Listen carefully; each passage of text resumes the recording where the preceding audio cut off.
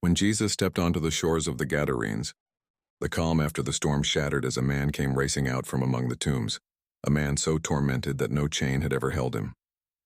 He lived where the dead were laid, crying through the night, cutting himself with stones, feared by all who passed that way. Yet the moment he saw Jesus afar off, something in him ran toward the very one who could set him free. Falling before the Lord, he cried out with a loud voice, "What have I to do with thee, Jesus, thou Son of the Most High God?" For Jesus had already spoken the words that shook the darkness, "Come out of the man, thou unclean spirit." When Jesus asked his name, the answer revealed the depth of the bondage. "My name is Legion, for we are many." The powers that had ruled this man's life begged not to be sent away, and when they saw a herd of swine nearby, they pleaded to enter them instead. In a moment that showed both authority and judgment, Jesus gave them leave, and the unclean spirits fled into the swine.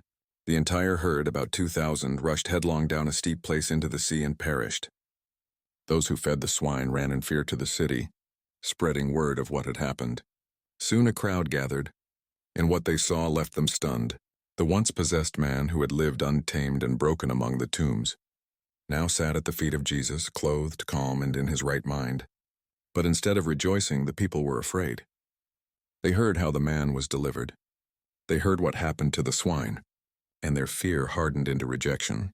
They began to plead with Jesus to depart from their coasts, choosing their comfort over the presence of the one who brings deliverance. In this scene, the contrast is striking. A tormented man runs to Jesus while an entire city asks him to leave. Freedom stood before them, yet only one embraced it. The power of Christ not only restores the broken, but exposes what the heart truly values, whether we cling to the familiar darkness or welcome the light that transforms. And in the end, the man who could not be bound found the one who could break every chain, while those who had no chains at all sent the healer away.